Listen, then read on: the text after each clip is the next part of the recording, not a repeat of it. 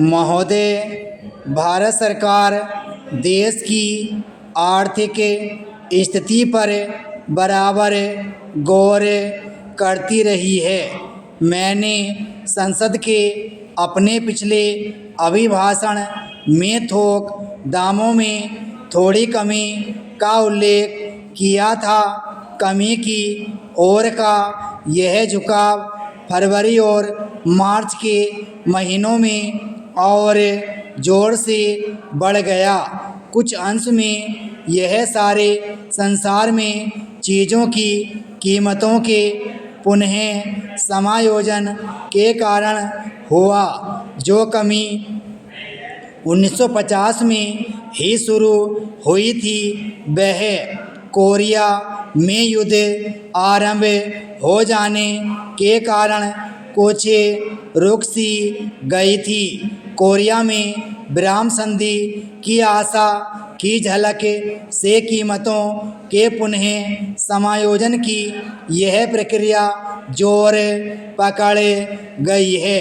देश में अधिक उत्पादन होने से और उपभोक्ताओं द्वारा ऊंची कीमतों का अधिकाधिक विरोध किए जाने से इस पुनः समायोजन के झुकाव को और भी बल मिला है।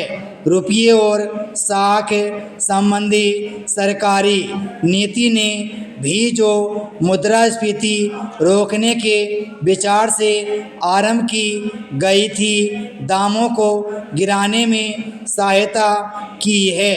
जो लोग वाणिज्य और कारोबार में लगे हैं, वे और विशेषकर कपड़े और पटसन की बुनाई के कारोबार वाले मूल्यों में गिरावट आने से कुछ संकट में पड़ गए हैं। इससे हमारे निर्यात से जो आय होती है, उसमें भी कमी होने लग गई है। हमारी सरकार स्थिति को बहुत ध्यानपूर्वक देख रही है, जिससे इसका हमारे यहाँ के उत्पादन पर और लोगों को धंधा मिलने पर कोई बुरा प्रभाव न पड़े। उसका विचार है कि मूल्यों को एक उचित स्तर पर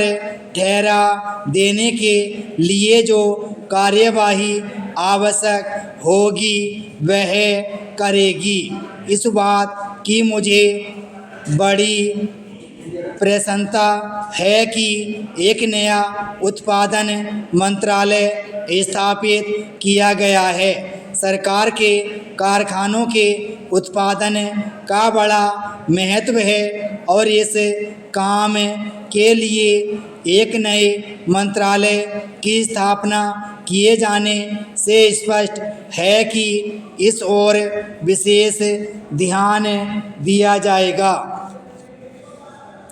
सरकार ने पिछले वर्ष संसद को आश्वासन दिया था कि समाचार पत्रों संबंधी विविध प्रश्नों पर विचार करने के लिए एक पत्र आयोग नियुक्त किया जाएगा।